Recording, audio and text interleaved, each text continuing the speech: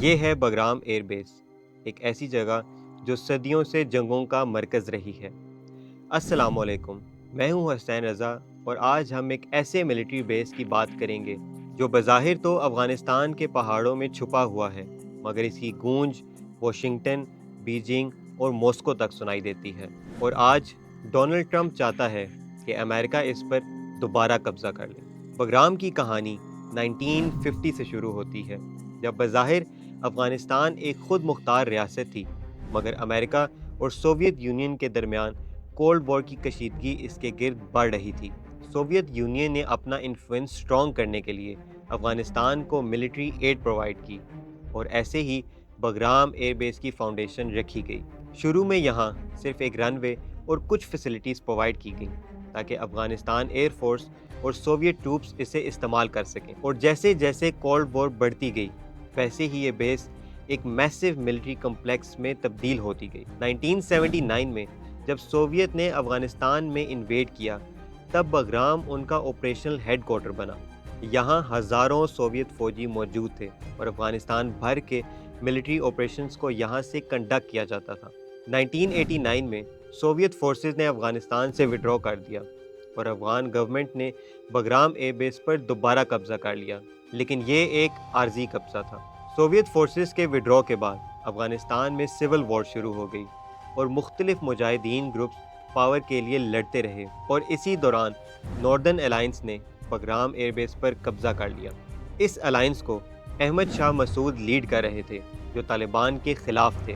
بگرام ان کے لیے ایک اہم ملٹری کمپلیکس تھا جہاں وہ طالبان کے خلاف کاروائیاں پلان کرتے تھے، لیکن انٹرنل ڈویژن اور طالبان کی بڑھتی ہوئی پاور نے ناردرن الائنس کو کمزور کر دیا۔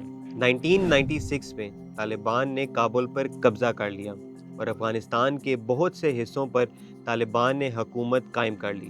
بگرام بھی طالبان کے قبضے میں چلا گیا، مگر انہوں نے اسے صرف گراؤنڈ آپریشنز اور ویپن سٹوریج کے لیے استعمال کیا۔ 9/11 کے حملے کے بعد امریکہ نے افغانستان کو انویڈ کر کے وار آن ٹیرر لانچ کر دی اور بگرام کو اپنے سب سے بڑے ملٹری بیس میں بدل دیا۔ یہاں دو بڑے رن ویز تیار کیے گئے، ایک کی لینتھ 3.6 کلومیٹر اور دوسرے کی 3 کلومیٹرز تھی، جہاں بڑے فائٹر جیٹس اور اسٹریٹیجک بامبرز اتارے جا سکتے تھے۔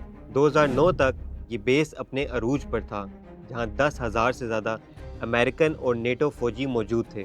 بگرام اب صرف ایک ملٹری بیس نہیں بلکہ ایک چھوٹا سا امریکن شہر بن چکا تھا، جہاں ہاسپٹلز، ریزیڈینشل ایریا اور ایون فاسٹ فوڈ چینز جیسے پیزا ہٹ اور سب وے اوپن تھی۔ اس کے علاوہ یہاں ایک مشہور جیل تھی جہاں افغان قیدیوں کو رکھا جاتا تھا، ان پر تشدد کیا جاتا تھا اور ہیومن رائٹس وائلیشن کی خبریں بھی دنیا بھر میں گردش کرتی تھیں۔ بگرام سے کئی ایئر سٹرائکس، ڈرون حملے اور اسپیشل آپریشنز چلائے گئے۔ یہ وہ جگہ تھی جہاں سے امریکہ نے 20 سال جنگ کی قیادت کی۔ 2021 میں جب امریکہ نے افغانستان سے وڈرا کیا، تب بگرام ایئر بیس بھی خالی کرا دی گئی۔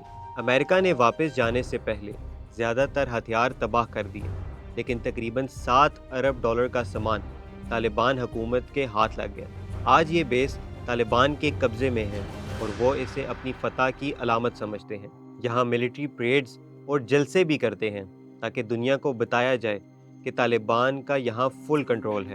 ڈونلڈ ٹرمپ کئی بار اس خواہش کا اظہار کر چکے ہیں کہ امریکہ دوبارہ بگرام ایئر بیس پر قبضہ کرنا چاہتا ہے، کیونکہ یہ بیس چائنا کی نیوکلیر فیسلٹی سے 1 گھنٹے کی فلائٹ پر ہے۔